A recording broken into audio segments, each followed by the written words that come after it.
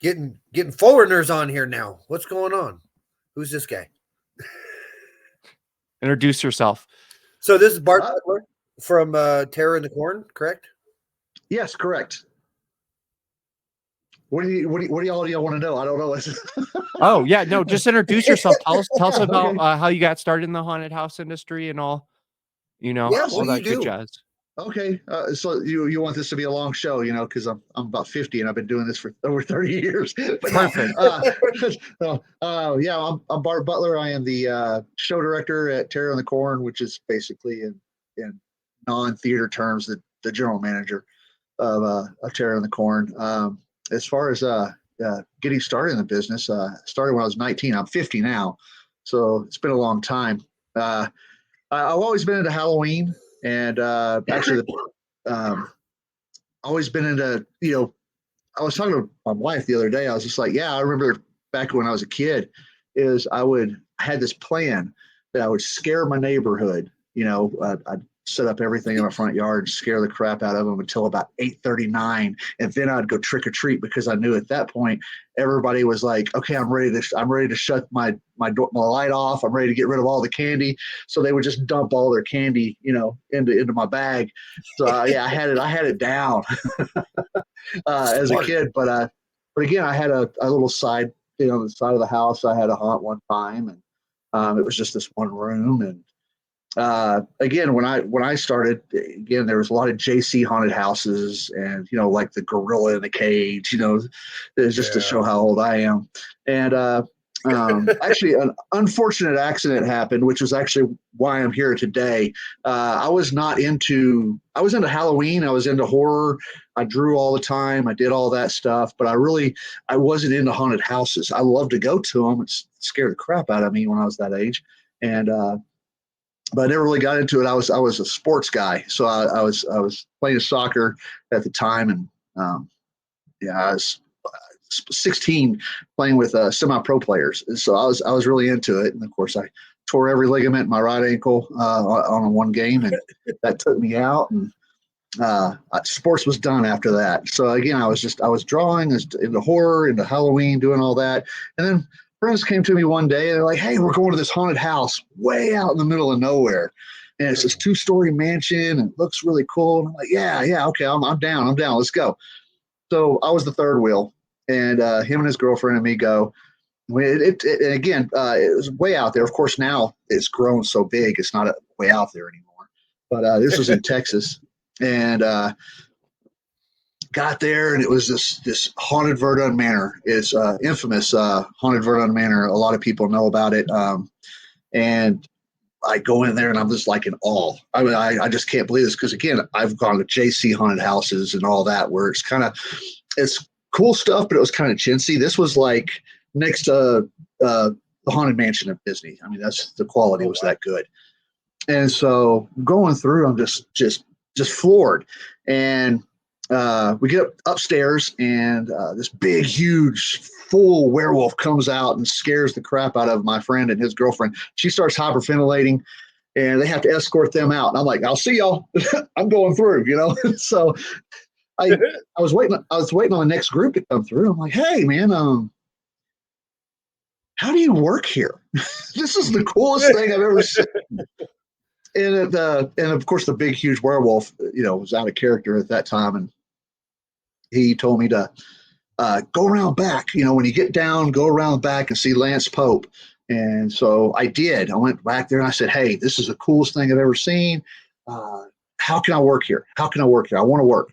And he goes, well, just come back, and I said, tomorrow night, can I come back tomorrow night? He was like, yeah. And so I started. I mean, that's how it all began. And I was one of those actors that you can't contain.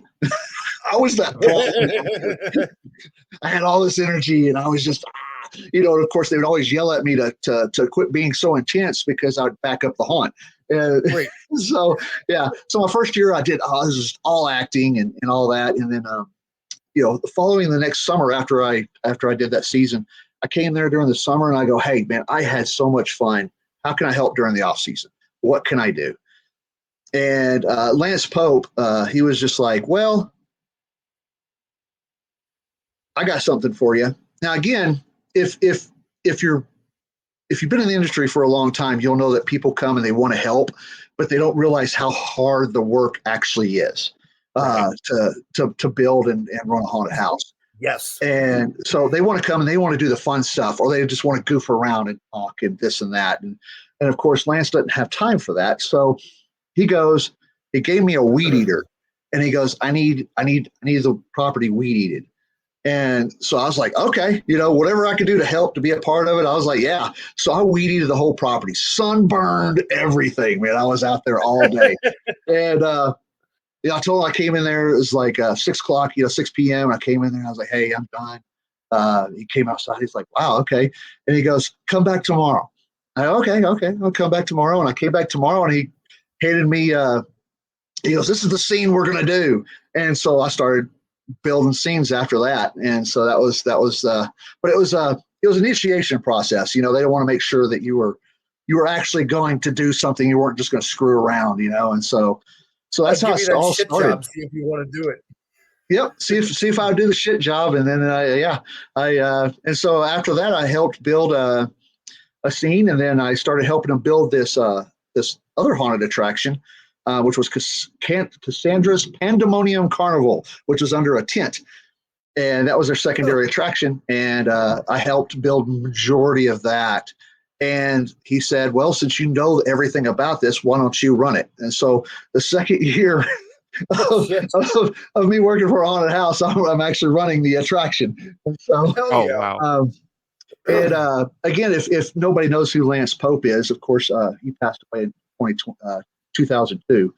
But he was a pioneer in the industry. I got to work with him from 92 to 2002. And I was blessed. I mean, I got to learn so much about the industry. And I think the same with, Michael Edwards that works with me. We both got to learn under him.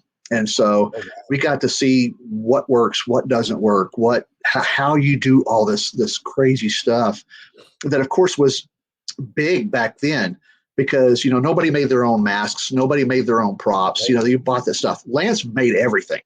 I mean, he did all kinds of stuff. So again, it was, and I tell the people now that are just starting, they're like 18, 19, 20, and they like really want to be, and all that. And I tell them, I said, where I got today was hard. It was really hard to get in the industry and to be where I am. It was a long road. There was years, lots of years where I just quit my job in July, and I would go find another one in November. And I would sleep in the workshop on the floor. Oh, wow. Yeah. So, and again, there was a couple of us that would do it. So it was kind of like it was fun because, I mean, we got up, we worked on the haunted house until we were tired, and it was like 1 or 2 in the morning, and then we'd go to sleep and get up the next day and, just repeat. And it was just a good 4 or 5 months of that. It was awesome. Good memories. But yeah, so working under Lance was a great blessing. And then Lance passed away in 2002. By then we were at Thrillvania, which was we moved to Terrell. It was a bigger place. We had this huge hill moat. Oh, it was really cool. Thrillvania is still there. And then Lance passed away in 2002, and we tried to keep it running, and we did, but we found out, again, we didn't realize at the time, there was a lot of drama, just so much drama with any haunted house. Yeah, with any actors, there's drama. Always drama. No, but, not ever at a haunt. There was just so much drama. But again, the drama got so much that, and I've always looked at doing the haunted industry this way, was there was so much drama that it wasn't fun anymore. And if it's not fun anymore, why do it? I mean, I wasn't getting paid a lot to do it. It was because it was a passion of mine. I absolutely love to do it. And just to go back a little bit, Lance Pope did use me as a guinea pig. And I didn't realize it at the time, but he would open up a new attraction and he'd go, okay, Bart, I need you to go run this. And then I would run it, work all the kinks out of it. And then he would build another attraction and pull me off that one and have somebody else and have me go run the other one and work all the kinks out of it. I didn't know but again, I didn't know at the time. But anyways, so after Lance passed, and we all realized that we were Lance's friends. We weren't friends with each other. There was, and so Right. there was two different sides of the friends that just didn't. We just didn't. I mean, we're all still good friends. We're all, we're all past that now. But at the time, it was just so much drama and so much bickering and all Right. that. Me and Edwards and a couple other people, we just left. And then Edwards actually retired. He's like, I have a little girl, I'm done.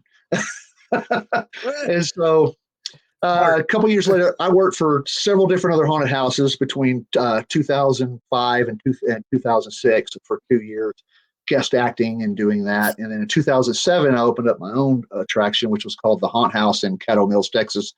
And again, learning everything I did from Lance, I built the building from the ground up, put it right there on the highway. That way, that was advertisement for me all year long. And again, it ran 7 years. I had a business partner, which was my now ex-father-in-law. And he's the one that supplied the money. I did everything else. And it was a good run. Of course, I called, if you guys know Edwards, so I'm going to talk a little bit about him. I called Edwards, in 2007 because he actually lived the town next over. And I go, hey, I'm opening up a haunted house right by you. And he's like, no, I'm retired. I'm not doing it. I'm like, no. And he was just like, I was like, come on, man. And he was like, no. So I opened up the first year, and I think his wife finally sat there and said, just go out and visit, just go out there. So he came out and visited, and then it just seemed like he just kept staying. He just kept visiting. Yeah. He just kept visiting. And then, of course, the first, and then in 2008, he finally goes, okay, I'm out of retirement, coming back. And so, yeah, Edwards started. So in 2007 to 2013, I ran what I consider a successful haunted attraction, especially with what we did is we built, and this is what I'll tell anybody, is we came up with a business plan. The business plan was we bought the land, we built the building, and we did that just in case the haunt didn't work out. Because we could always sell the land, because we knew that Greenville and Dallas were just pressing on this little area, and so we knew the price of the land was going to go up. So we knew if anything happened, we could sell the land, make all our money back, even some. And so that was our backup plan. If something doesn't work out, we can sell the land. We didn't lose any money. And but again, the housing market crashed, because I was just like, okay, these two are coming together, and all that. And of course, the housing market crashed. So housing was slowed down, which again didn't produce the numbers we thought we were going to get, because the houses were just being built everywhere, and it was a prime location. But we still did really good. We still did really well. We were still profitable. But again, at the time, 2013, my business partner got a divorce from my mother-in-law, wanted everything out completely, but he wanted $350,000 for his side of the business. And I was like, no. Jesus. I just got done paying $550,000 off, man. I was like, okay, I'm finally going to be a full-time haunter. And then that happened. And then, so, yeah. But yeah, so I just went ahead and sold it. And again, I sold it cheap, because again, he thought this thing, he wasn't a haunter. He doesn't know. He didn't know exactly, what everything was going on. He just saw the money coming in, and he thought, I could get this much for it. And it's like, the haunt's not that worth that much. So I sold it for nothing. I mean, just to prove a point. And of course it went to St. Louis, and it was Phobius. And then I think it's in Arkansas now, but I sold it as a whole, which is what I wanted to do. I wanted to sell it. I wanted it to keep it there and all that. But I think it's on its last leg in Arkansas. I think it's some pieces here and there, but a lot of it's kind of gone away with all the moving and all that. But so I worked. I did odd jobs. I worked for Dark Hour. Helped out with Reindeer Manor. I just did all little jobs here and there, and contracted out. Me and Edwards bought actor classes across the U.S. Did that, and so did that, and then I was. By the way, I moved back from Florida. I lived in Florida for a little bit, and moved back and got a temporary job at the Postal Service at this time. So I always had a job. I always had the Postal Service too. So I was still working and owning my own attraction and doing this and doing that. So it was a 15-year temporary job. Right. It's supposed to be a temporary job. 15 years down the line. And again, I was talking to Alan a lot about it, because we're trying to go full time. We're still trying to go full time. Talking to Alan. Alan had a perfect thing to say. He told us, he goes, "You're filling upwards. So you keep getting these big raises, and it's making it harder and harder for you to leave what you're doing to go haunting." And my wife finally was done with me with because I working for the Postal Service is a very hostile environment. It really is. And that's why the term "going postal" is a thing. And I totally see it with the way management treats everybody. I mean, I could go into this whole thing, but I'm not going to. We're not here to talk about it. But yeah. So again, my wife finally said, "You just put it out there. Just put it out there that you want to work somewhere, and see what happens." And so I did. I put it out there, and finally, actually, here was Greg. Greg Allen was trying to talk the owners into hiring me here, and where I'm at now. But they dropped the ball, didn't get to it in time, and Miller's Thrillers hired me in Tennessee. I helped build escape games there. Helped them run the haunt for one season, and then I went up and worked. Then I moved again up to things just didn't clash, or it was just things just didn't really work out, and so I moved up to Ohio to work for John Eslich with Akron Haunted Schoolhouse. He just purchased Akron Haunted Schoolhouse and Laboratory. Another thing I'm really blessed to work for, because that haunt's been around since 1974. And it's two buildings. One's the Haunted Schoolhouse, which is a three-story building. The other one's the Lab, which is a 4-story building. One was built in 1921. The other one was built in 1932. Awesome place to work for. John Eslich is absolutely an awesome guy to work for. Loved working for him. Loved doing all that. Helped build escape games. Started axe throwing. Started a bar. I was helping building pop-up bars. I mean, he was just he took his hands in everything, and of course I was right there with him. And then of course the only bad part of it was Ohio. I don't know if you know anything about Ohio. I'm from Cincinnati, so I know all about it. Okay, so I was there for 2 years, and my wife and my son were complaining to me a lot about they didn't like it there. They didn't like it there. They didn't like it there. So finally, I was like, okay. I kept telling them, just stay with me. Just stay with me. Just stay with me. Just see how it goes. And they were finally like, no. And so we did a pros and cons of Ohio. And I was like, okay. So we put down all the cons, and I was like, okay, all the cons are here. That's a long list. Put down the pros. My job. Shit. That was it. Yeah. So the family wanted to move back to Texas. So we moved back to Texas, and I started working for Alan Hops again. And I learned a lot from working there. I learned a lot about organization, because working there is because we were doing 7 shows in a year. And it was not just put this up here, put this up here, put this up here, and that's it. No, we changed the show. We didn't change the whole show, but we took a lot of props down, put a lot of props up, redid scenes and stuff like that just for this. It was when you talk about somebody redoing a show, Alan knows how to really do it. He really did a good job on that. And so learned how to organize, because you had to be organized to do stuff like that, because you were taking down a show and then opening up another show in a month. And it was just, mind blowing. And so, so I took a lot of that and brought it to Terror in the Corn, but they finally got a hold of me at Terror in the Corn and was like, you want to work for us? And of course, came and visited Colorado for a vacation. We love the mountains. So we came and vacationed about 10 years ago. And I was like, how do I move here?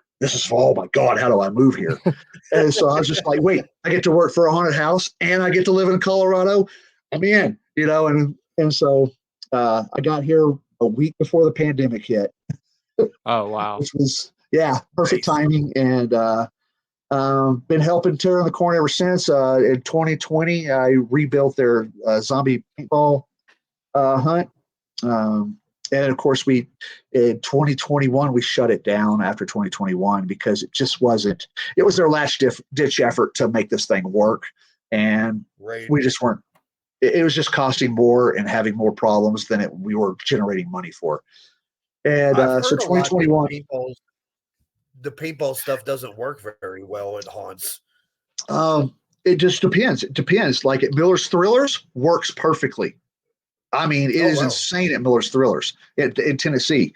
It's crazy. They still do bukus on their paintball, and But I mean, we heard the same thing because again, with us being at Terror in the Corn, it's Agritainment, so a lot of Agritainment does the zombie paintballs, and everybody said the same thing. It doesn't do very well, and but the shooting galleries do, and but so 2021 I started working actually on Terror. I just got to run Terror, and we changed up 60% of the haunt that year in 2021. It was absolutely insane. I can't believe how much work we did that year. I don't know how we actually did it now that I'm looking back at it. but yeah, so and then of course another big thing that happened in 2021 is we changed up a little bit of our marketing and started going with Spirit and stuff like that. And we jumped up from 20,000 people a year up to 50,000 people a year. And I don't know how we made it. I don't know, because we weren't prepared for 50,000 people. And I don't know how we got over it. But in 2022, Greg moved back to Missouri because his parents weren't doing too well, and to go take care of them. And so I stepped up as general manager. And it's again, I was doing pretty much the same thing I was doing before Greg left. It was just that now that's what I told the guys. I said, I'm doing the same thing I was doing when Greg was here. It's just that now all the responsibility is on me. I don't know if I like this. So I don't know if I like that. But so, and again, it's 2021, 2022, and then this year, things have just been going great. We've been doing really well. Got a good feedback, and that I said, long history with me. And I gave you a short version. That's awesome. That's perfect. That's exactly what we brought you on for. Like, we don't get so we just like to talk to different people and get different experiences, and that alone is incredible. The amount of haunts that you've been to, different states, different experiences, different types of haunts. Because I know even just when we traveled out to Nebraska, the style of haunting from Nebraska, Iowa to Colorado is so much different. The way that we haunt, the way that we perform, the way that they perform, it's so crazy. So, I mean, to have that variety is great. Oh, yeah. And you don't see that much in the haunt industry, really. Like, especially with like some of these hunters, you're like, oh, well, how long you been hunting? 40 years. Where you been hunting? One place. And you're like, oh. So you don't really do much, do you? And they're like, well, what do you mean? Yeah, stuck with one place. Yeah, going around a lot. Again, coming from Dallas, back when I owned the haunt house, we were really good friends with all the other haunts, even though we're all competition. We even me, Alan, Dean from Zombie Manor, Alex from Reindeer Manor, which we all would get together once a month and eat lunch and talk about what we've been doing, ask questions like, hey, I can't figure this out. What do you guys do? And we'd always shared. And then every year we would have workshops where it would be a day of each place teaching something. It was great. It was really cool. It was awesome community. And then of course, once I left the state, it was like, wait, not everybody does this. Yeah, it's And Tennessee crazy, ain't it? huh? It's I didn't crazy, hear you. isn't it? I know. In Tennessee, it was still pretty cool. Like Brad Webb from Nashville Nightmare, I went up there and guest acted at him because that's what we're used to doing. Like if Reindeer Manor opened off season, me, Alan, and our group and crew would actually go in there and guest act with them, Oh wow. and it was a lot of fun. Yeah. And so that's what I did up at in Tennessee. Was I went to Nashville Nightmare and and guest acted for them when they were open. And but when I went up to Ohio,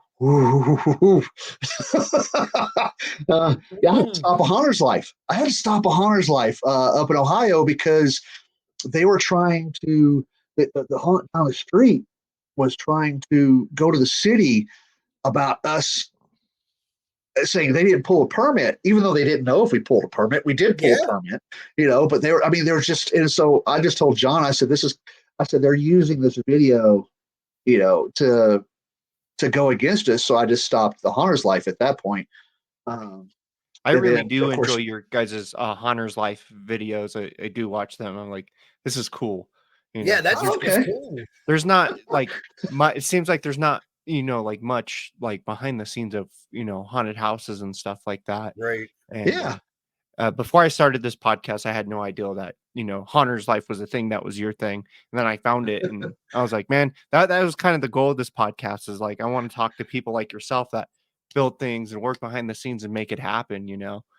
Yeah, because I've So been watching or reading that Haunt Life stuff and watching it for a while, and I had no idea that it was you. And then we met you at the haunt one day, and I was like, "Wait a fucking minute, I know this guy." Yeah, a haunter's life. Again, we've been around the industry so long, and we have so many stories. And haunters would come over and we'd tell these stories, and I mean, they're like, wow, And I just finally looked over at Michael, and I go, we need to start filming. We need to start filming what we do because so many people like our stories Yeah. and of course we're big goofballs, and so we were like, okay. And of course, the whole first of the thing was not what we wanted. It was just like, wait a minute, this is like a skit show. I was kind of like, we got to start teaching people stuff and all that. So we really got into that and did a whole new style. Started teaching people, and again, because that's what we like to do. We look at it as we want every haunt that everybody has to be good, because if there's a haunt that's, for one, we want everybody to be successful. For one, I mean, even though we're all competition, we still want everybody to be successful because we love what we do. Yeah. And another thing is we want to teach people how to do things right, or to improve. Because I look at myself, I don't know everything, and Right. I'm always willing to learn. I'm always learning, and we want to teach people that because we don't want somebody to go into a haunt and it be a terrible haunt, and they're like, "Oh, this is what all haunted houses are like," and never go back.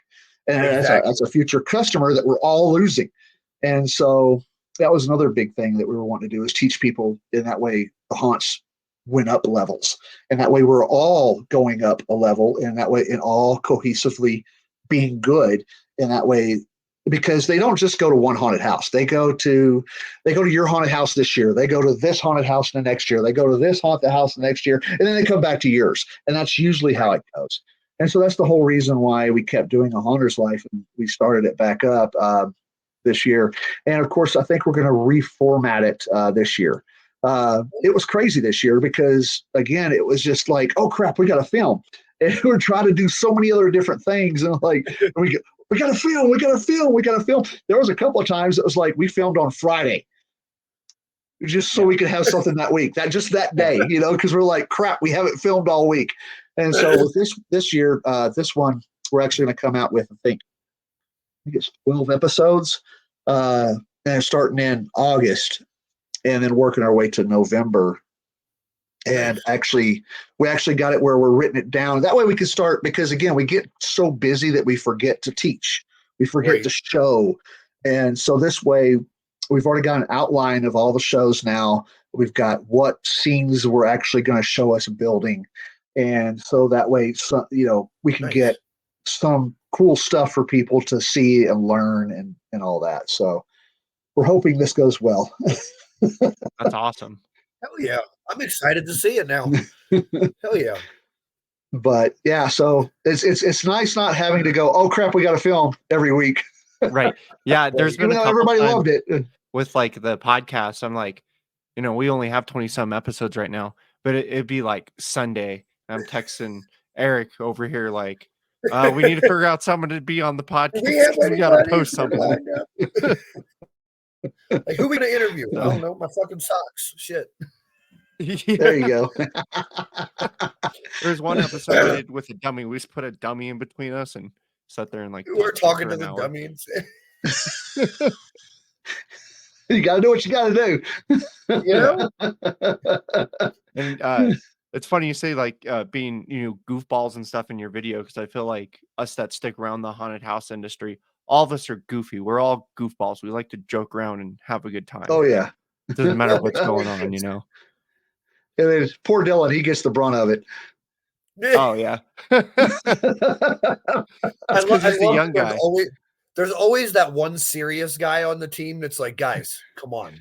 Seriously. And everybody's like fucking off, like, oh yeah, what are we doing? Well, I always try to get that look, that look Dylan gives me. I always try to get that look. I do that even off camera. I'm doing that all the time. Everything I do on camera, I do off camera. And so the whole damn it, Dylan, that's Kaniva wanted that to be like a staple, because he's heard me say that for the last 2 years. It's like, because I'd always like, damn it, Dylan. Jesse, our owner, if as soon as I say, hey, I've got an idea, he fucking turns around and walks away. He's like, nope, ain't doing it. He won't even hear my fucking ideas no more. I'm like, God damn it.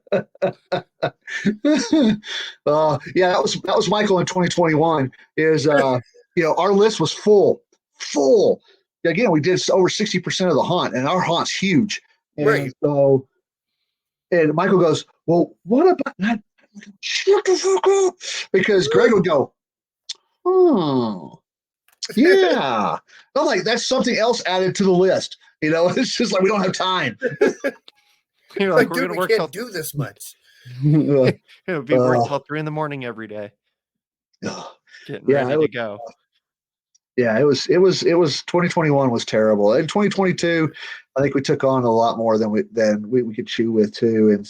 But there was just the 3 of us that year, 2022 instead of 4 of us, and it was just the amount of stuff we took on. So, and of course this year we did something else that was really cool. Last year was we actually got a calendar out from December to August, and this is what we need to have done at this time. This is what we need to have it done at this time. This is what is. So we had a plan for and of course we did it again this year. We went through the haunt right before we closed, and we went through and wrote what worked, what didn't work, and then and then put it all on paper. And then we had our wish list. That was our wish list. And so we had to go through the wish list and find out what was the most important things that we had to do. Right. And then we would take that and put it onto the calendar and how long this would take, how long that would take. And that told us what we could do. And we did it last year, and it worked out really well. We weren't so stressed out like we normally are when we just sit there and go, let's do it all. And so yeah, you guys seemed pretty relaxed when we came through just to walk through. You guys all seemed pretty relaxed and just chilling and run. That's another thing I implemented in 2022 is I implemented a system where everybody has somebody under them. Right. And that way we weren't all running around like headless chickens. And so we have like me and Michael, and then we had Kaniva, and then he has somebody, Dylan has somebody under him. That way, if anybody got sick, we weren't screwed. Right. That's smart as shit. Yeah. And so it got to the point where the haunt runs, so well that we kind of sit around and of course everybody tells us that, you guys have been busting your butt all year long. This is your time to enjoy. Now, of course, we don't get to enjoy because we get to deal with all the problems and all the people and all that. So that's and again, I'm really good at running haunts. Absolutely hate it. Right. I hate it. I would rather be in that scene scaring people than out there doing what I'm doing. And so we're getting there. We're actually getting to the point we thought we were going to do it this year, where each one of us every other night gets in costume. Oh, nice. And it gets to play. And we thought we had it this year, but just too many things were coming up. And with the ungodly problems we had this year, as far as customers go. Now, again, when I say customers, we had to shut down the last 2 nights. So we hit 50,000 this year. However, we had to refund 8,000 tickets. So because because the snow came, and then the temps dropped to the point that we didn't want to have our staff out there in those temps. And but so we would have gone up again as far as we would have had 58,000. That was just in pre-sales. And so but yeah, so I forgot where I was at. My ADHD just kicked in. I just went off left field. Yeah, I'd imagine it's super challenging towards the end of the season because of the weather. The weather we get out here. I'm sure it presents a huge challenge for you guys. Yeah, but again, so hopefully next year we'll be able to get in cost. Each one of us, because that's what we love doing. We both love to just get in character and play. And of course, the position we're in, we can't do it. But I think with both of us being able to juggle each one's, because Michael got COVID in 2022, and there was no problem because both of us are there to put out the big fires, and so it usually we alternate. If this happens, so he goes over here. This happens, so I go over there, and so again, he got COVID, so he was out a weekend, and of course, we had no problem because we had things in place for that to happen. And of course, he gave it to Dylan. Dylan had COVID, so Michael and Dylan were out. And in 2022, we didn't have any problems. Right? Didn't have any problems because we had everything set in place. So hopefully, I'm hoping next year we get to play a little bit. Because I love just to go in the scenes and just scare people. I mean, that's the whole reason why I started this in the first place. It's so much fun. It is the most fun. People don't understand. Like you're saying earlier, like you did it because you just want to be a part of it, and it's like a passion. And I find a lot, like in my life, like in my actual day job, people don't understand that, hey, it is my passion. I'm going to do what it takes to go do this, regardless if you want to fire me over it or not. I don't care because I'm going to go do it anyway. You know what I'm saying? There's been plenty of jobs that I've worked where I'm like, hey, so October, I'm going to go ahead and be off at this time every day. And they're like, no, you won't. And I'm like, cool, I quit. And I walk out the fucking job. I don't care. Yeah. I love it too much. It's so much fun. It's exciting. You get to see people be themselves. You know what I mean? In normal everyday life, they can't do that. And at the haunt, they get to be weird. They get to come in even before they put the costume on. They get to, meow like a fucking cat for an hour and a half to people, and people respond by barking like a damn dog, and it's normal for them. You know what I mean? And on a normal day, they might get picked on. So it's good. It's a very good thing. And yeah, I don't know. We try to tell people that this is your way to escape life. Yes. It's your way to escape life. Don't bring outside here. When you come here, everything's wiped clean. Just have fun. Have fun, scare people, because really this is a hard job. Acting, because I mean it is, and and we tell people that at the very beginning. They go, "This is not for everybody. This is just not for everybody." Either you're really going to love it and you're going to have that passion and you're going to have that itch every August. You're going to get that itch, and or you're absolutely going to hate it. There's no this in between at all. It's either you absolutely love it or you absolutely hate it, because it's a hard job. It's physically and mentally it is just exhausting. Yeah, because you got to listen to people tell you how much you're not scary 100 times. You got to get hit on at least 10 times a night. You got Yeah. to get told how sexy you are. Bitch, I ain't sexy. Like, I'm ugly as Yeah. fuck. Shut up. My Well, eyeball's hanging out. That ain't sexy, lady. Calm down. no. See, Yeah. The, I the like to character I have. react on that is I'll tell people, I'll be like, don't threaten me with a good time. People don't like that. Right? Because especially dudes, because especially straight macho dudes, they come in there blowing me kisses and shit. And I'm like, I'll kiss you on the lips. I don't care. You know? It freaks them out. They're like, fuck that. Yeah, I actually came up with a because I was the owner of the haunt house, and as I was telling you about, the thing I did at the haunt house, it ran so well that I just came in and flipped the switches because they said you work all year long, same as they tell me now. Go out in the queue line and work. We got this, and so that we did. So I came up with a character that's, that basically Michael says it's Bart unfiltered. It's basically cotton. And so basically, I would say everything I wanted to say to people that I can't say to them as an owner. And that's what I use the character as. And of course, very sarcastic, very just tells you how it is, calls you stupid, just, whatever you do. And now, again, my wife sat there and thought I actually licked people's eyeballs for 4 years because that's, you go for the scare, you go for the creep out, and then of course if that doesn't work, you go for the gross out, and of course that's what I do. I like, hey, can I lick your eyeball? Do you wear contacts? Give a nice surprise, and so and of course if you make a threat, you got to keep it. You can't just sit there and come up and go, I'm going to kill you, and then just stop. And they're like, okay, go ahead. And of course you're not scary anymore.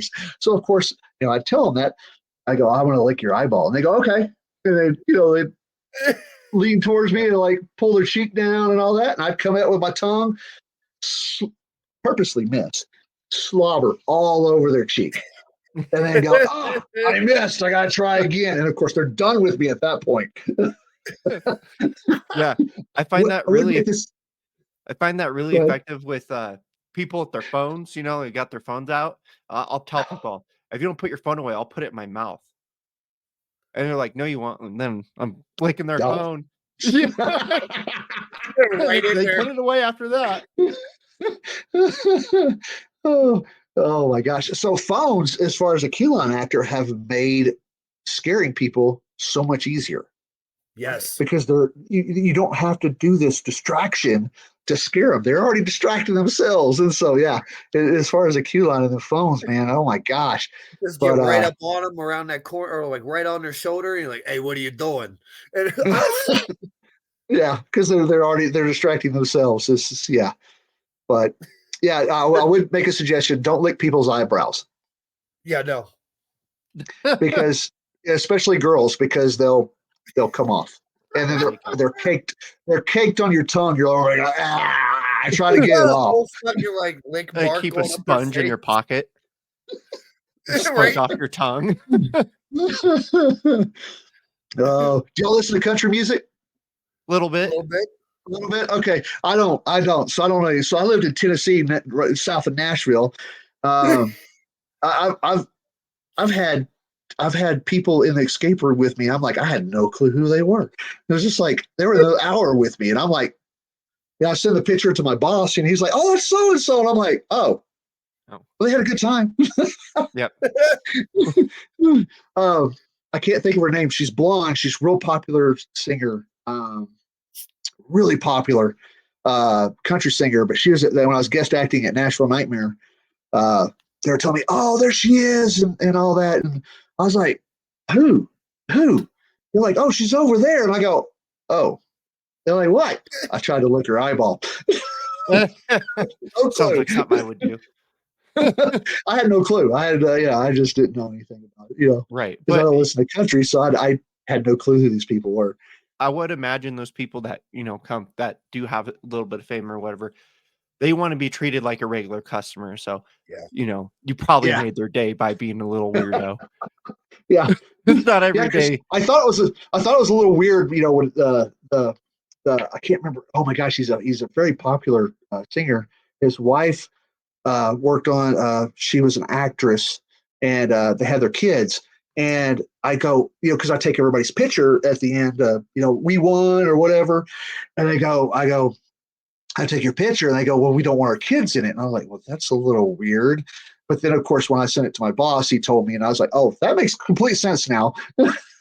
Right. I don't want their kids in a picture that I were going to post online, of them. So, but yeah, That's but amazing. yeah, it's a lot of fun. You definitely got to have passion to do this. It's just a lot of work. It is. Yeah, especially when Love it, you're though. on the behind the scenes stuff, it's hours upon hours. I was just talking to my girlfriend earlier, and we were talking about how when we took down Haunted Minds and put up Fear Complex, I was putting 13 to 14 hours a day breaking that place down. Ooh.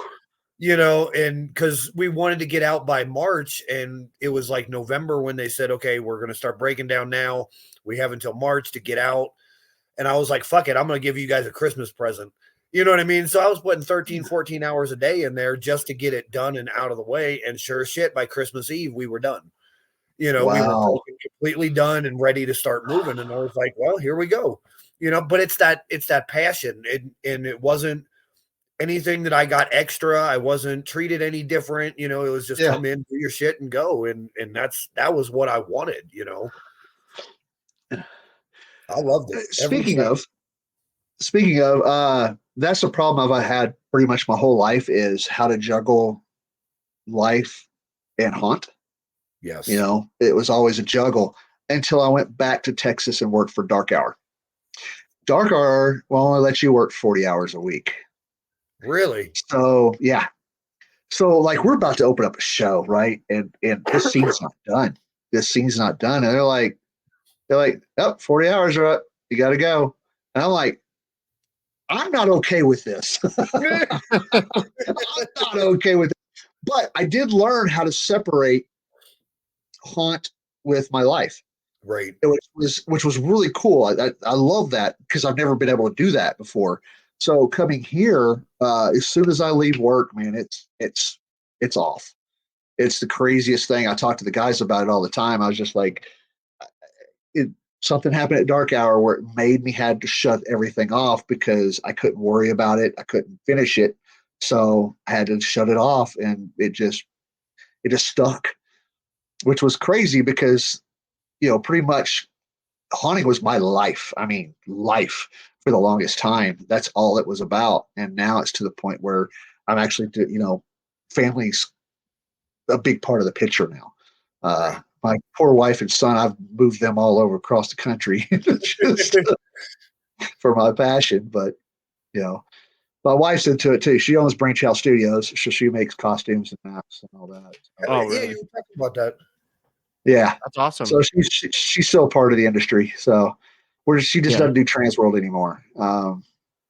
It got to the point where it was costing us more to go to Transworld because, again, back in what was it 2010, I think 2009, 2010, we noticed that at Transworld there was no costume companies, none. Yep.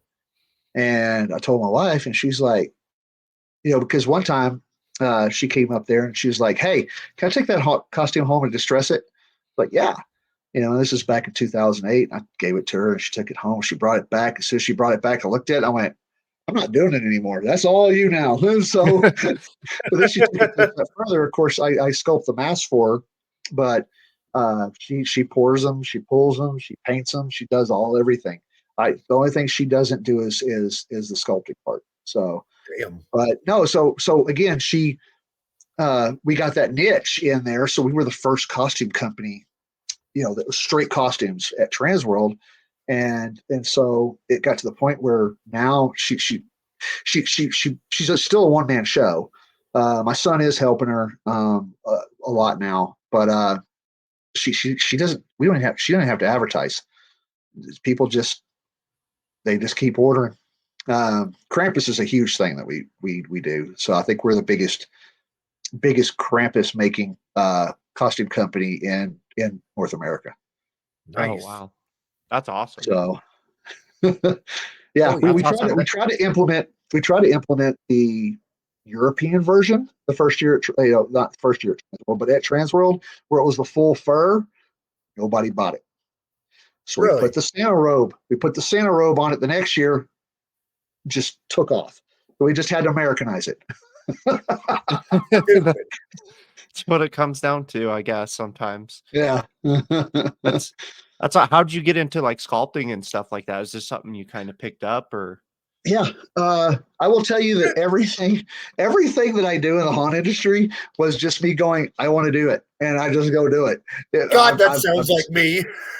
I'm just self-taught, like in 2022, I go, I've never built a barn before, and I went and built a barn. Sculpting the same way. It's just like I would love to sculpt a mask, and so I just now, of course, when I was living in the workshop at Provania, I got to play with a lot of latex and a lot of stuff. I didn't get to sculpt much, but I got to play with all little things because, again, it's 2:00 in the morning. I don't got to work. We all get up at 11 or 12. So we all sitting around. It's like, let's have some fun. We got all these tools here. And so, but as far as sculpting, I just started doing it. It was just hey, I want to try it. And then, of course, I need to do it more because I actually like it. And all that. I remember one time going over to Alan's house, and he was shooting his makeup videos that he had. I don't know if you remember those. They were from a long time ago, but he would shoot up how to do airbrush makeup and all that. And I came in the house, and he goes, "I need a Minotaur." And so he gave me a block of clay and a bust. And goes, "I need a Minotaur." And so yeah, but I mean, it was a lot of fun. But Cool. yeah, so I just go, I want to do this, kind of like a Hunter's Life editing. I've YouTube University. Hey, I went through the YouTube same thing University. a few months ago. I I just went started. through the same thing. He's like, for I this don't know what I'm podcast. doing. He's like, I'm gonna Yeah. watch a couple videos and we'll figure it out. And I was like, all right, Yeah. whatever. Let's just fucking do shit. I don't care. That's it. Same with Photoshop. I just like, I want to try Photoshop, and so I take for them, I take all the photos and edit them all, and videos we do for Tearing the Corn, I film and edit all those. So yeah, I just Awesome. I just Dude, go, I doing want it to do all. Right? Yeah, It's because artistic. I want to do it. I'm still Yeah. like learning the audio and the video and all that stuff. And man, it's just I know I'm doing a stream for not necessarily a stream yet, but I'm doing WWE wrestling on PlayStation for Okay. a group, Scurryface. I'm with scurryface.com, one of the reps. But I made all the reps and we're doing like a wrestling thing, and they're like, "You want to stream?" And I'm like, "Fuck no, I'm an idiot. I don't know how to do that shit." I was like, I'll just hold my camera, videotape my game playing, and then I'll commentate and send it to somebody else and let them do the shit. I was like, I'm an idiot. They're like, well, why don't you go live? And I was like, no, thanks. You should go live. I might eventually. I'm gonna try to get a little setup and everything for it, and because I'm like building a stage around my TV and everything, like little cartoons and shit to kind of like give a little extra. You know what I mean? I don't know. I'm weird. It's all about it. I mean, again, now that I think about it, I wish I wasn't in my little game room where there's nothing on the walls behind me. right. Let me know. I can paint. Yeah, if you came to my house, you would not realize I was a haunter at all. So because pretty much the only way you'll do that is if you go down to the basement, which you'll see brain chow. But other than that, it looks like we're not haunters at all. Yeah. I'm not allowed to decorate. My girlfriend decorates. I'm not allowed. She says I put things on the wall, cricket, and all this. And I'm like, whatever. It's like I don't care. Yeah. Well, we built 2 houses in Texas, and of course everybody comes over and starts complimenting on the colors of the walls and the trim and all that. And they start talking to my wife about it. My wife's looking at it like, that was him.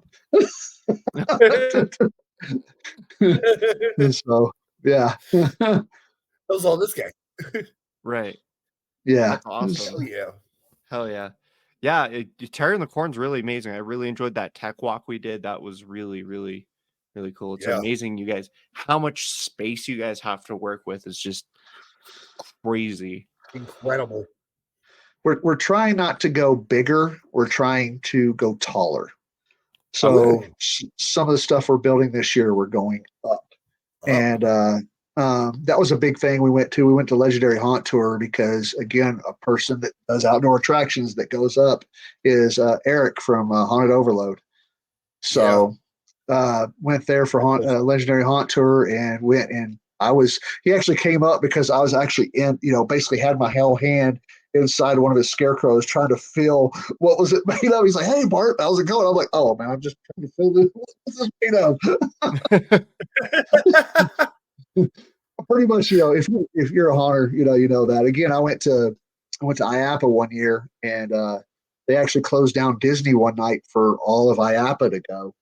And of course, me being a set designer and love doing all that, I was more interested in feeling and seeing how everything was built more than anything else. And of course, there was a couple of people like, "Let's go on some rides." They just left me, because I was over there trying to figure out how stuff You're was still built. pointing at it like, ooh. Yeah. Yeah, that's awesome. I actually just watched a thing about how they built the Star Wars expansion and how it Oh was yeah. like custom designed and stuff, like super interesting, and how they built all that, and it's like crazy. It looks awesome, but I guess they built it Oh like yeah. in direct competition of Wizarding World from Universal Oh Studios, yeah. and so it's like this huge Star Wars set, and it's a Yeah. super immersive ride they got. I forget what the name of the ride is. So But I would love to go see that. The Wizardly World was really cool too. I mean, that was we went there too that year, and again, I went there not knowing because I've never been, and so I walked in. I was like, okay, this is cool. There's rides and all that. Then we went. They go, "Oh, we got to get on the train to go to Harry Potter," and I'm like, "Oh, okay." I don't watch Harry Potter, so I give Michael a hard time about it because he loves Harry Potter. We actually got a story of a whole us at a drive-in, and they go, "Let's not watch this movie. Let's go over here and watch Harry Potter." And then they fell asleep. I didn't want to watch Harry Potter at all. But, so we get on to Harry Potter, and of course I think it's cool, and I'm like, okay, we're getting on a train. I gotta go. I don't sit still very good. And so we get on the train, and I'm not realizing the train is a ride, and so like there's when they shut the doors, there's like people walking by, but it looks like wizardy people. I'm like, oh, that's cool. Of course, everybody's already been there, so I'm like the kid in the candy store, like looking around, going, oh, this is cool. But yeah, so the Harry Potter thing at Universal Studios is pretty cool, even though I don't watch Hell Harry yeah. Potter. So that's awesome. Did you grow up watching horror movies and stuff like that? Is that oh kind of yes. yeah? I was a huge horror fan. Again, I did a lot of art. I used to draw a lot, and my teachers would always go to um, my parents and go, I really wish he would draw something appropriate so I could put it into a contest. Yes. Because I drew, again, they were wanting to put me into in middle school. They were wanting to send me to a actual academy for art, but I didn't want to leave my friends, so I didn't go. But high school, I take the classes because again, I love to draw. I really didn't learn anything because I knew everything. So the art teacher would just sit me over at my own little table, and I would just draw the whole time while she taught the class. And so, Right on. but yeah, so yeah, I was into horror, watched horror movies constantly. That was back then when we had HBO, and they, you had to sit there and think, this movie is rated R, and of course you'd have to mute that part, and then turn it back on. Yeah. but yeah, so I would, horror movies was huge with me. And of course, horror period was huge. My parents thought, they wondered about me because I had a cough in my room when I was a teenager, and they're like, a coffin in his room, and so yeah. You're the kid that the Satanic Panic was based on. Oh Basically. yeah. But yeah, so they were a little, kind of like, I hope our kid's okay. And then of course they joke about it because they look at you, they go, look at you now, so they joke a lot about it, Right. That's good. awesome. What is your favorite horror movie? It's a hard one, That's I know. tough. That's Right? tough. It's got to be the Evil Dead series. Okay. Yeah. Nice. It's got to be. I know. Before I got into the Evil Dead, again, I'm a huge Bruce Campbell fan, but Same. I would say it was Texas Chainsaw Massacre. However, I can't. What was his name? That was in the wheelchair. He's the most annoying actor I've ever heard of. But Oh, shit. Sally, you know. Yeah. But yeah. So even the Evil Dead series, Evil Dead, Evil Dead 2, Army of Darkness. I know one year we watched Army of Darkness, I think every day. It's Oh, popping wow. on, and yeah.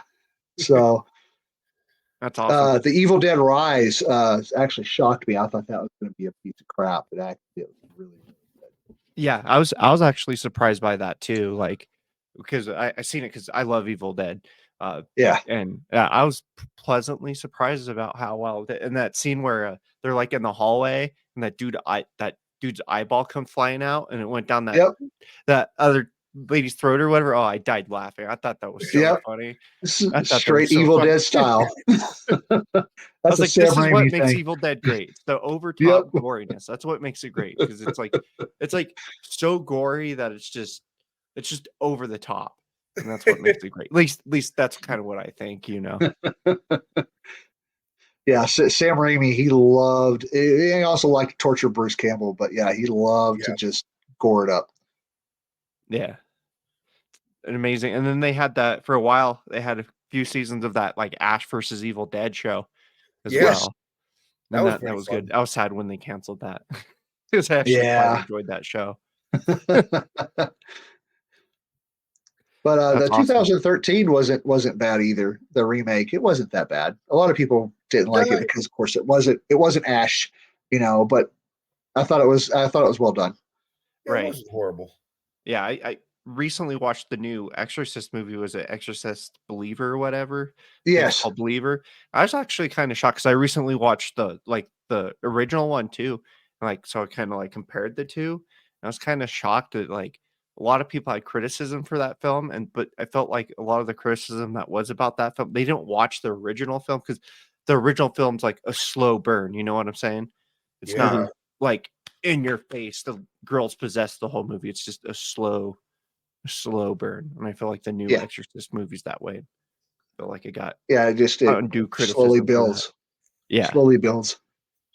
Those are the best horror movies. Like was it Hereditary? Have you seen that? Yep. Yeah. It's the same thing. It's just it's just a descent of this family's madness for like 2 hours. It's great. Yes. Definitely a crazy scene in that one too. Oh yeah, when she cuts her own head off. Yeah. Yeah. I was like, that was sick. Yeah. That was what? Yeah, that was cool. So what are some of this your big challenges working in an outdoor hunt, would you say? Here in Colorado is the sun. The Yeah. sun is brutal here in Colorado. I'm used to the heat. Again, we have actors here that say, "Oh, it's hot." I'm like, "No, it's not. It's not hot." No. Opening night is, it's 96 when we open opening night in Texas, and Yeah. you're also working indoors, and it is, yeah, you don't know hot. And of course, indoors doesn't have air conditioning, and so yeah. But I was just like, yeah. But the sun's brutal. Not used to that. Snow is another factor. Down in Texas, we get an inch of snow, the whole city shuts down. But of course, everything turns to ice there. But uh, I know the sun's a big problem because, again, all the distressing I do, the sun bleaches out everything. So there's a constant issue I have with distressing. Also, the scenes that I'm used to building indoors, I can't build outdoors Right. because the weather will just destroy it, and before the season's over with. And so I am bummed about that. I got to get bummed because I can't create the very detailed, awesome scenes that I can indoors. But a lot of other stuff that I have to do as far as outdoors is we have to build everything to withstand the Colorado winds. Yeah. Oh yeah. The because we're right there where the winds just whip through. Again, we had two Yeah, that'll buildings rip you guys out in half. out in the corn. We had two buildings fall over onto other buildings while we're open. It was stupid. I mean, it was just Wow. like, because again, I set them up where we normally get wind from the west. That night we got wind from the north, and there were like 60-mile-an-hour gust, and oh yeah, we had to have two big machineries strapped to them, holding them down for the night. And that, we had concrete blocks on the other two that were on the other side. We just didn't have time to put the concrete, or we didn't have any concrete blocks to put on this side, so we just joined them together, and it worked out. But this year we're actually going to build everything that we have. We're going to build little boxes to pour concrete in, and that way it's all weighed down. Nice. But yeah, so the wind here, the sun, and of course, you can't build anything out of 1/4-inch plywood, 3/8 plywood. You have to build it out an inch or more for it to last. Right. And also two props.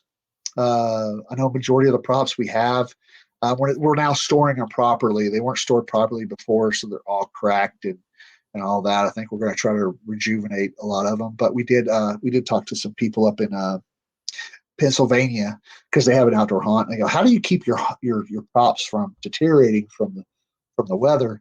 And because latex doesn't do very good in the sun or Right. cold heat, all that. And so they gave us a formula, which is like toluene and E6000 mixed together. Now you have to wear respirators and all that, otherwise it'll kill you. you brush that on. That's what they told us, because they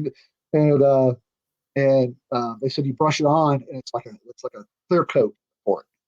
Huh. So I Wow. thought that was really cool, and so we're going to try that this year. We're buying a lot of props this year.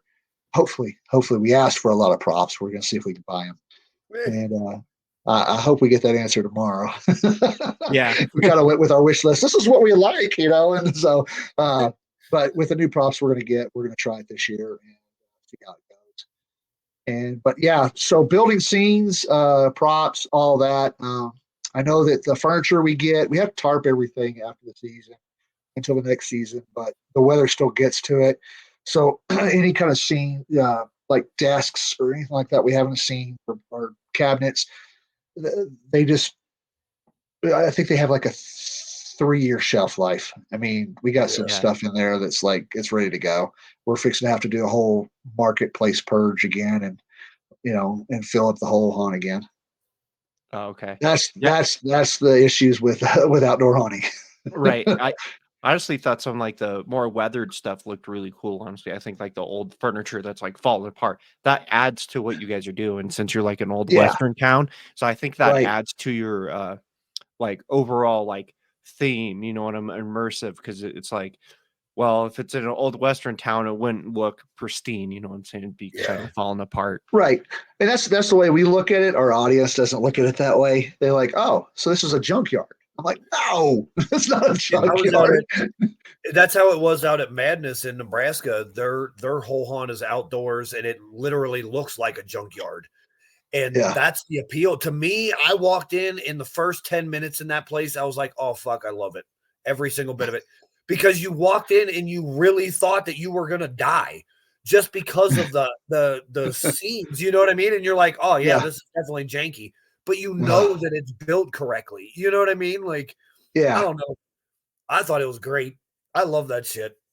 Yeah. Another challenge we have right now is the amount of people we're pushing through. We're pushing. We found out we could push 625 people through our attraction in a half an hour. Damn. Holy shit. Wow. So we sell, and so I know, was it 2022 or 2022? What I do is, this is my only interaction with our cast, because there's so much going on before we open and all that. So I at least want to have some kind of interaction with our cast.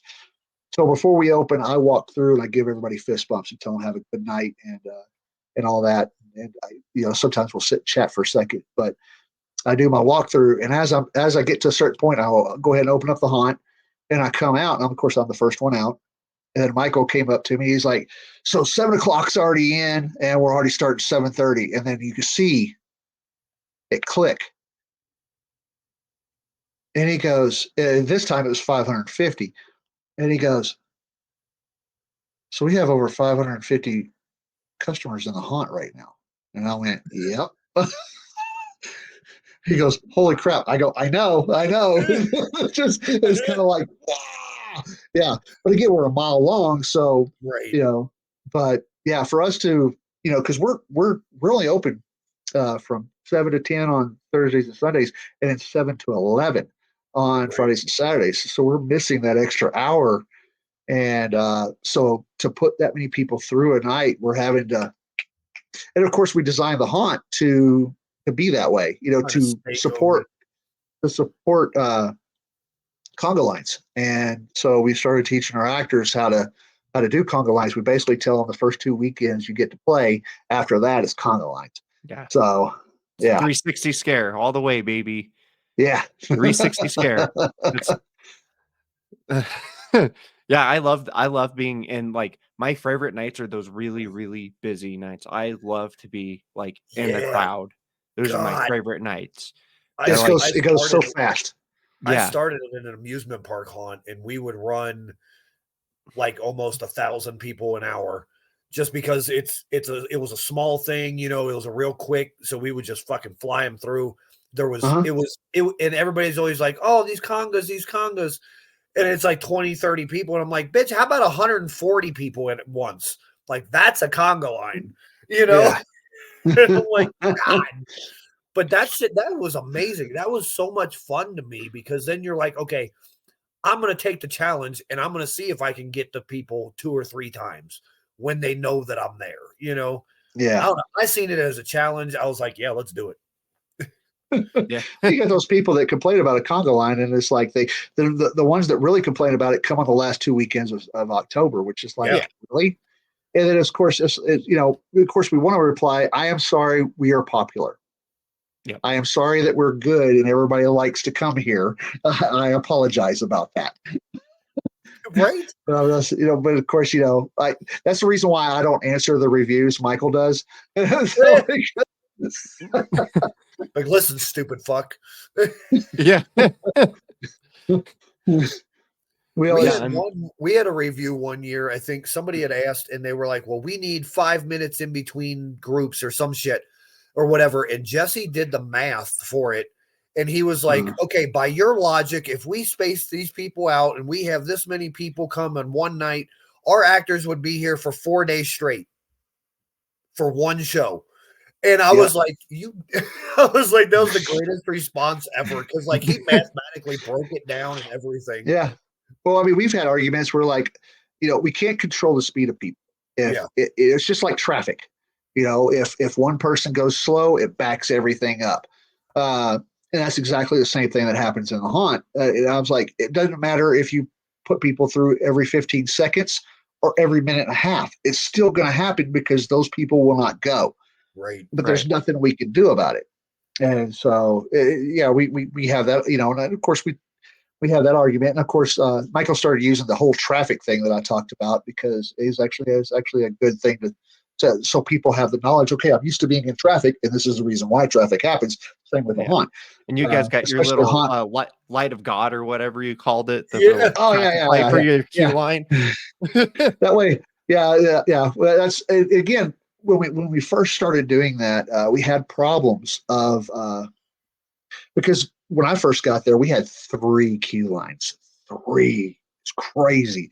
We had our main queue line, which they'd get on a trailer, they would go out in the middle of the corn and get into another queue line, go through the corn, and then get to the hotel, and that would be another queue line. And oh my gosh, it was just. And then of course we broke it down in 2022. It had 2021. It had 2 queue lines at that point, and then in 2022 we just of course we went up to 50,000 people. We couldn't run the trailer. We had. It just became a safety hazard. Because they were having to run so fast with all those people, and it just didn't work. So we took that out, and then we just had 1 queue line that just straight into the haunt, and then they came out. But yeah, it's, oh my gosh, what we tell them is just like, no matter what, you're going to have that one person that stops at every scene. and that one person will cause 100-person conga line every time. And there's nothing we could do about it. We can't control the speed of every person that goes through a haunt. Yeah. Our suggestion would be to come early in the year on a Thursday. We can't say Sundays anymore because our Sundays are huge. And so everybody figured out that they were open on Sunday and they were like, oh, fuck it, let's go on Sunday instead. Yep. Yeah. I always tell my friends, like people that want to go that I work with or whatever, I'm always like, hey, come on like Thursday. Come that first Thursday we're open because you're going to get the best show. You're going to be able to take your time. And those are the best times to go, you know. We don't care if you walk slow on opening weekend. Fuck. Come on in. No. Give us something to do. Let them play. Let them play. Right. Exactly. And I find something that we started at Hellscream is just asking the customers that if they do want to move slowly, just to move aside and let people go past them. And that helps us a lot with conga lines because, you know, we only have so much room and some really tight spaces in there. But I find it that if people really want to take their time, they're willing to step aside and let groups go, you know, right. Especially doing like running and stuff like that. If I see, you know, a couple or a group that wants to really take their time, I make it part of my act to pull them out of the group. Yeah, slow and then down let like 50 people pass. And they're like, what's going on? And I'm like, you know, for your cooperation, I'm going to offer you this deal. And then I'll make them repeat it. And I'll be like, buy one, get 0 free lobotomy night. All right, let's go. And just keep on harassing them the whole time. So funny. We noticed they don't like going through thresholds.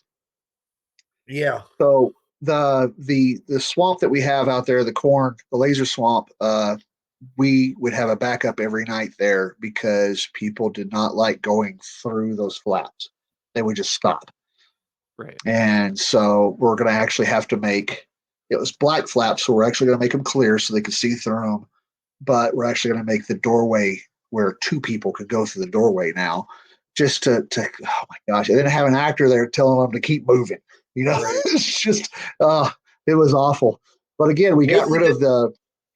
Go ahead. What if you did like little crystal beads hanging on rope? Oh no, the flaps keep the haze in. Oh, okay. Yeah, that's the reason why we do the flaps. Otherwise, we wouldn't do flaps at all. But we have to do the flaps to keep all the haze in that room. That makes sense. Right. So you're gonna use like something from like a walk-in cooler or something like that. Yeah. We have clear ones now. We just didn't have them at the time, and so we were just like, oh, we'll put black ones on that way they can't see what they're walking into. And of course, we didn't realize. Well, I don't want to go in there because I can't see what I'm walking into. So it's just right. Gosh. And then they get in there and can't see below the lasers, you know. Yeah. But babies. It's a haunted house state world. Laser. They love those laser swamps. They absolutely just love them. Which is weird because again, with us, so many of them. With us, it's like just like the vortex. Everybody's like, oh, the vortex. I'm like, it just spins. Madness did a cool thing. They have a vortex tunnel out there, but it's broken down. So they got one from another haunt or whatever, and it was in pieces. And they went to their fix-it guy, and they were like, "Hey, can you put it together?" And he was like, "Not really. Not all the shit's here." So they have it to where it like you go up the ramp and across the bridge part of it, and they've got the rails and everything, and it's like a framework of it, and then you go into their clown section. So it's like a fucked up ass clown section. You know what I mean? It is the coolest effect that they did with that thing. And I was like, dude, you didn't even have to do anything with it. And they're like, I know. But that was cool. Yeah. Yeah. We're so jaded, you know, it's just you know, just like the you know, I had to tell Michael, you know, about the music we picked for our queue line with the DJs playing. And he's like, I don't like that. I said, I don't either, but our normal customers love it. And so we can't do stuff we like. Right. Yeah. I believe I don't remember which one I was talking to. I was talking to one of you guys about your guys' queue line setup with the skeletons with the music and stuff like that. And they're telling I don't remember who I was talking to. But they were saying that if it's more upbeat like music, the customers seem more happy Yep. and Yep. not going to complain as much. Yeah. They'll Yeah. wanna dance We with you and that was a trial that we did at my haunt at the haunt house. Is we had the old atmosphere, where when you came in, it was all atmospheric and all that. And we noticed the mood wasn't as good, but when we played this music from the stage, everybody got livelier. And so we were like, whoa, wait a minute. So we'll just play this music, not do atmosphere until they get in the haunt. And so we just took that to here. And again, you'll see everybody in there dancing and singing along and all that, and they're having a good time. And again, we're time ticketing. So again, I would say the longest somebody's in line is 40 minutes. That's the longest. damn. That's And pretty again, good. we're doing 4,500 to 5,000 people a night. And they're only in line for 40 minutes. So Can't beat that. yeah, That's no, That's no. crazy. That's So we great. try to make it where we try to give them a good experience. As far as because that's the worst part of your haunt. It's your queue line. That is the absolute worst part of your haunt. Yep. Right. And so to try to keep them out of that as quick as and get them out of there as quick as possible, but Right. making it as lively as possible. So yeah, it's always And do you find time ticketing helps a lot with like haunt backups and stuff like that? Or time ticketing. This is the first time I've actually done time ticketing in a haunted attraction, and I'll never want to go back ever. okay. Yeah. That you don't have those people because everybody wants to be there at 7. Right. Right. So you have thousands of people show up at 7 and go, well, I had to sit in line for 2 or 3 hours. And I was like, yeah, because all of you showed up at the same time. Yeah. So time ticketing is actually works out really, really well. Huh. That's awesome. So you're only allowed like 500 tickets from like 7 to 7:30 or whatever. Uh-huh. It's kind of how you set it up. Yeah. That's really So we good. have so many general admission and so many fast passes that we sell every half hour. And Okay. yeah, it's gotten to the point where we have people, calling and going, well, all of my son's friends bought tickets, but but you're sold out. And it's got to the point where and then fast pass is also sold out now. And the only thing we have left is our platinum pass, which is $130. Sheesh. That's instant access. So you get read the rules and you get immediately thrown in. You bypass everything. You also get like a swag pack, which has all this really cool stuff in it, and along with that, and that value is at about I think $50 the swag pack if you bought it all individually. Right. And so you get that, plus you get instant access into the haunt. And so they would buy the $130 ticket. So, and they wouldn't even use the instant access. They just so their son could be with his friends when they go through. It was absolutely insane. Yeah. That's crazy. So I know one night we sold like 52 of them. It was just Wow. yeah. So yeah, it was just at NAFTMA, which is part of it's like Trans World except for agri-tainment. NAFTMA is there was a guy that's pretty big in NAFTMA, and he challenged everybody to come up with $100 ticket for their attraction. And I go, oh, done, we can do that. And so we came up with a $130 ticket, and so. And now you can be like, oh, it sells really well.